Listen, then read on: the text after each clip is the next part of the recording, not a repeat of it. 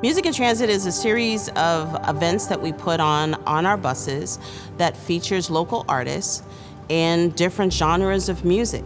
We actually let them take over the buses with their amps, their equipment. It's just a full blown out jam session.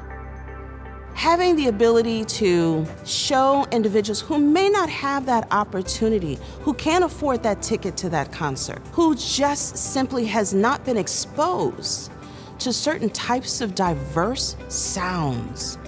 And then it gives people an opportunity to see all the awesome talent that we have here in Indianapolis. Pattern started in 2010 as Indianapolis Fashion Collective when a group of fashion designers and myself got together to talk about how to grow the local fashion industry. So we pursued the fashion angle for probably 4 or 5 years and then realized that we needed to be more broad-based, that a lot of the other creative industries in the city and in the region were facing the same types of challenges that we were. We should be trying to solve for all of them. Pattern currently is located at the Stutz, and we were really excited to be asked to be community managers. Part of that is helping launch a creative entrepreneurship residency in some of the spaces that are there, and we're really excited to be doing that. Fonseca Theater Company actually came out of a need in the local theater community. The year we were founded, of the close to 40 professional productions that happened in town that year, only one was written by a playwright of color. And that was something very important to both myself and Brian as Mexican-American individuals. Our whole focus is on diversity and representation and really creating opportunities for our local artists of color.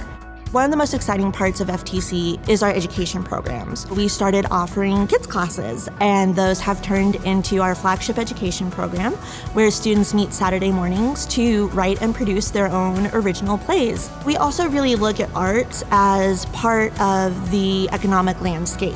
It was important to FTC that we were not creating programs or events that were not of interest to the neighborhood. Going into the international marketplace area, it's like traveling the world without leaving Indianapolis. It's an area that kind of came together as the old Lafayette Square area was transitioning from a vibrant retail district, soon to become a blighted area. It made it easy for our new immigrant brothers and sisters to take over these potentially empty storefronts. The community kind of came together and said, we need to create a place where people can come together, celebrate each other, learn that our differences aren't so different, and when they are, it makes us even stronger.